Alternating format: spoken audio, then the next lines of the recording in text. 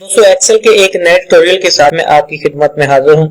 आज के इस ट्यूटोरियल में मैं आपको बताऊंगा कि डीगेट फार्मूला को इस्तेमाल करते हुए आप किसी भी डेटाबेस या फिर टेबल से डाटा को फेच किस तरह से कर सकते हैं। मेरे पास एक टेबल है जिसमें सप्लायर की आईडी, सप्लायर का नाम, रीजन, फोन नंबर और सप्लायर की सेल्स दी गई है। ठीक है, हमने क्या करना है, इस टेबल में से नीचे सप्लायर की सिर्फ आईडी दी गई है, इस आईडी का सारा डाटा हमने यहाँ पर फेच करना है, सारा डाटा निकालना है। यानी जो SUP7 आईडी है, ये जिस सप्लायर की आईडी है उसका नाम निकालना है, उसका रीजन निकालना है, उसका फोन नंबर और उसकी सेल्स निकालनी है। तो ये काम हम VLOOKUP फार्मूला से भी कर सकते हैं, लेकिन VLOOKUP फार्मूला जब हम यूज करते हैं तो हमें क्या करना पड़ता है कि जितने कॉलम्स का डाटा हमने फेच करना होता है उतनी बार हमें कॉपी करके पेस्ट करना पड़ता है और कॉलम नंबर भी चेंज करना पड़ता है। तो ये प्रॉब्लम डीगेट फार्मूला में नहीं है। डीगेट फार्मूला ये प्रॉब्लम सॉल्व कर देता है। तो हम सिर्फ एक दफा डीगेट फार्मूला लगाएंगे और सारा का सारा डाटा जो है वो निकल आएगा। सिर्फ हमने क्या करना है, ड्रैग करना है, हमें कॉलम नंबर चेंज करने की जरूरत नहीं पड़ेगी।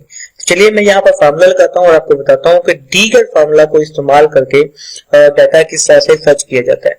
तो यहाँ पर मैं डीगेट का फार्मूला लगाता हूँ। ठीक है, जब फार्मूला लगाऊंगा तो सबसे पहले पूछा है डाटाबेस। तो डाटाबेस में आपने क्या करना है, जितना भी आपका डाटा है हेडिंग्स में आपने अपना डाटा क्या करना है, सिलेक्ट करना है। ठीक है, और इसको लॉग कर देना है। लॉग इस वजह से करना है, जब हम फार्मूले को आगे ड्रैग करेंगे तो हमारा फार्मूला गलत नहीं होगा।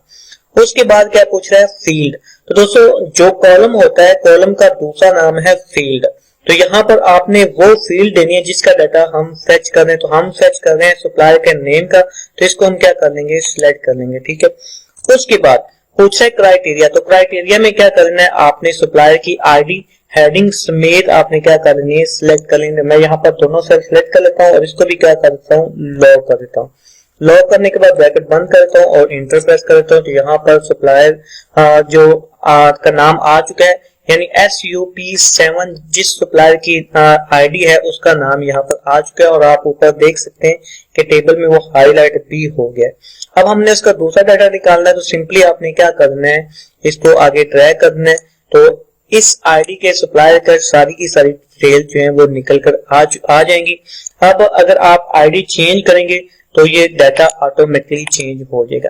तो ये दोस्तों VLOOKUP की निस्बत बहुत आसान फार्मूला है, आपको बार बार कॉपी करने की जरूरत नहीं पड़ती और ना ही आपको फार्मूले में तब्दीली करने की जरूरत पड़ती है।